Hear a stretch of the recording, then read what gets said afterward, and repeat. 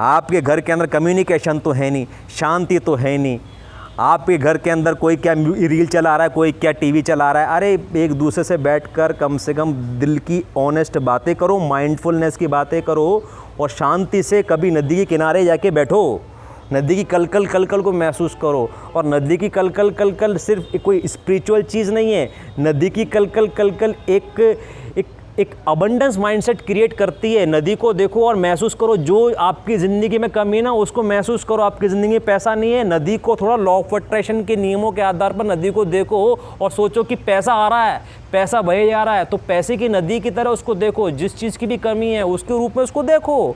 नदी आपको एक अबंडेंस माइंडसेट टैप करवाने में, उससे का परिचय कराने में आपकी मदद करती है। नदी निरंतरता क्या होती है उसका पाठ पढ़ाती है आपको। समुद्र निरंतरता क्या होता है उसका पाठ पढ़ाती है आपको।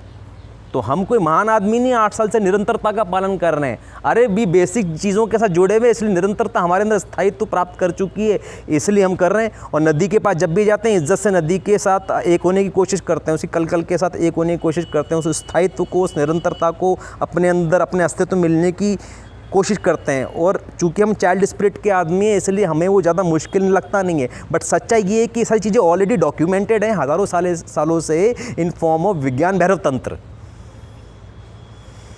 मैं आपको ये बताना चाह रहा हूँ, ये फर्जी फिजूल चीज़ें नहीं हैं और ये इस लेवल की चीज़ें हैं कि जिन लोगों को इतना ज्ञान नहीं है लेकिन उनका कॉन्शियसनेस ऊपर पहुंच गया है, अमेरिका में पहुंच गया है। जैसे कि अब्राहम हिक्स ये नहीं बोलते हैं विज्ञान भैरव तंत्र का पालन करो, वो तो बोलते हैं कि एसी की आवाज़ आ रही है ना तुम्हारे कमरे में बैठ के, उस एसी की आवाज़ पे ध्यान लगा लो बस। अब सोचो उसको कैसे पता कि ये बात हज़ारों साल पहले विज्ञान भैरव तंत्र के अंदर लिखी हुई है। उस समय एसी तो नहीं था लेकिन चुड़ जरूर था, अनाथ नाथ जरूर था, कलकल कलकल जरूर था, साएँ अगर थोड़े से पेड़ के पास जाओ तो एक साएँ चलती रहेगी, निरंतर चलती रहेगी। ये बात उसको तो नहीं पता थी, बट ठीक है वो अपने देश में अपनी भाषा में एक स्पिरिचुअल कॉन्शियसनेस में पहुंचा अब्राहम हिक्स, तो उसने लोगों को ये सिखाया कि एसी की आवाज़ पे ध्यान लगाओ। यूट्यूब पे आप सर्च करना वाइट नॉइज़, हज़ारों वीडियोज़ हैं वाइट नॉइज़ के। वाइट नॉइज़ है, पिंक नॉइज़ है, ग्रे नॉइज़ है, अलग अलग प्रकार की नॉइज़ है। वो सब नॉइज़ क्या है भाई साहब? जुपिटर की फ्रीक्वेंसी की नॉइज़ है कि मैं जुपिटर के पास जाऊंगा, कान लगाऊंगा तो कैसी आवाज़ आएगी। उसको लोगों ने रिकॉर्ड करके इलेक्ट्रॉनिकली कंसेप्चुलाइज करके डाल रखा है यूट्यूब पे। बट उसका पॉइंट क्या है? उसका पॉइंट ये है कि ये है विज्ञान भैरव तंत्र की आवाज़। विज्ञान भैरव ये है वाइब्रेट कर रहा है। उस विज्ञान भैरव के साथ अगर आपको जुड़ना है, उसकी ब्लेसिंग लेनी है, उसके साथ अलाइन होना है, तो इस आवाज़ के साथ अलाइन हो जाओ।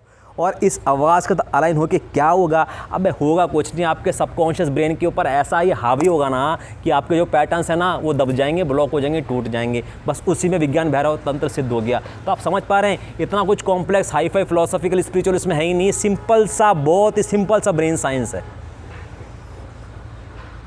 अगर आप उसको सुपीरियरिटी की टीचिंग्स और न्यूरो साइंस के अकॉर्डिंग समझें तो।